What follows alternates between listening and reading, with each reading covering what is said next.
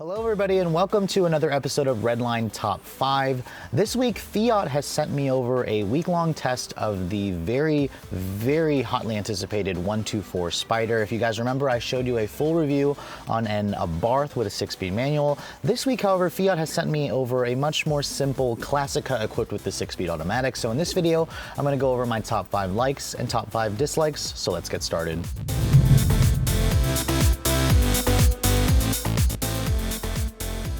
Starting off with the top 5 things that I like about the 124 Spider, number 5 is going to go to the exterior design that is very unique in this car. Now, everybody knows by now that this is based on the ND, the excellent Mazda Miata platform. However, Fiat took the designs of the 1960s 124 Spider and gave it that classic Pininfarina looks with a longer front overhang, extended rear overhang, unique looking headlights, that double bubble hood, the design is certainly very interesting. It definitely doesn't look like a Miata on the outside, and if you're looking for a small roadster that isn't a Mazda Miata, this is really the only option you have besides the Mazda if you didn't already look at that one. Number 4 is going to go to the Abarth model. Now obviously I've got the Classica trim, however if you look at the Abarth, it's definitely a very menacing, aggressive looking little roadster. I love the quad exhaust outlet you get on the Abarth, and you can also option in to have the hood and the rear trunk lid painted black, and it just definitely looks aggressive. It definitely goes with that Fiat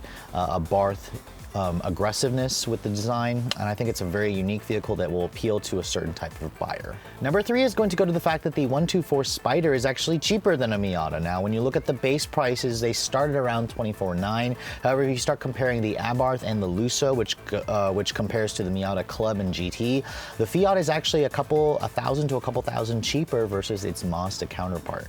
Number 2 is going to go to the ride quality, which is extremely comfortable for a small roadster like this. Now, the ND Miata also rides very well. However, Fiat retuned the suspension on this car and gave it an even softer, more GT-oriented ride. It's one of the big differences between this and a Miata is you're going to have an even more comfortable ride quality, so it makes for a great daily driver. Finally, my favorite feature about the 2017 Fiat 124 Spider is the way it handles. It still handles like a toy car. It still handles like a car that weighs under 2,500 pounds, and you're gonna really enjoy attacking your favorite back road in this car, especially if you guys go for the Abarth model. However, surprisingly, the Classica model still surprised me, even though it's got smaller 16-inch wheels. This is just one excellent car that handles the curves well. It has excellent steering, and you're really gonna find yourself with a big smile on your face. No car is perfect, so let's talk about the top 5 things that I dislike about the Fiat 124 Spider. And number 5 is going to go to the fact that this car has less standard equipment than a Miata, which also contributes to the fact that it's cheaper when you start comparing the trim levels head on. For example, every Miata comes standard with LED headlights.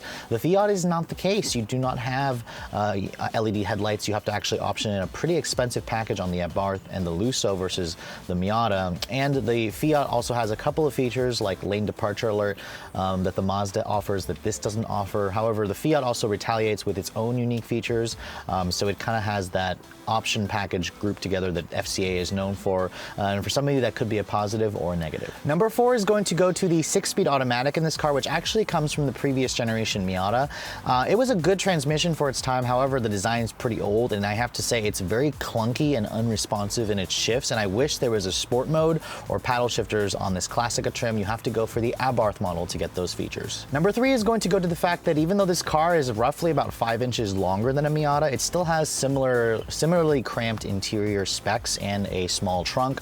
Honestly, I own the ND Miata, and sitting in this car, it feels like I'm sitting in the Miata. It doesn't actually have any more space. The interior is identical, and the trunk, even though this car is a little bit longer, it's only about 0.3 cubic feet larger, so it still has a pretty small trunk capacity.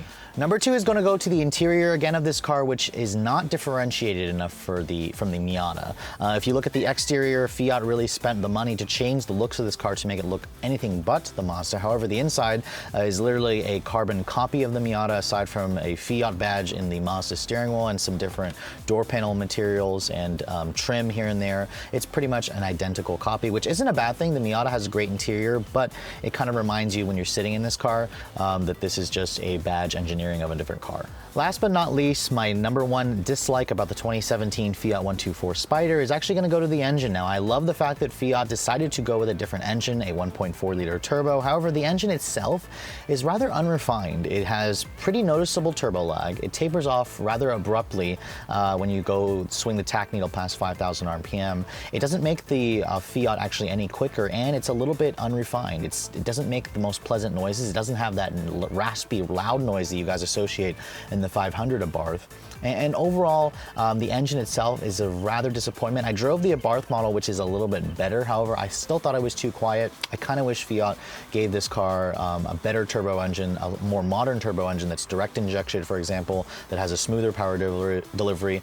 As it sits now, this is a unique engine to the Miata. However, it could have been a better choice if you guys are going to compare it to a lot of modern turbo engines you may have driven in the past. That does it for my Redline top 5 on the 2017 Fiat 124 Spider. Now keep in mind, I will be doing a full Redline review on this car, so keep checking back for that video to go live in the next couple days. But until then, if you're looking to see the latest cars I'm testing, make sure you follow me on Instagram at Redline_reviews, like us on Facebook, and if you haven't done so, please subscribe to the Redline Reviews YouTube channel for all the latest reviews. Thanks so much for watching, guys. I'll catch you all in the next video.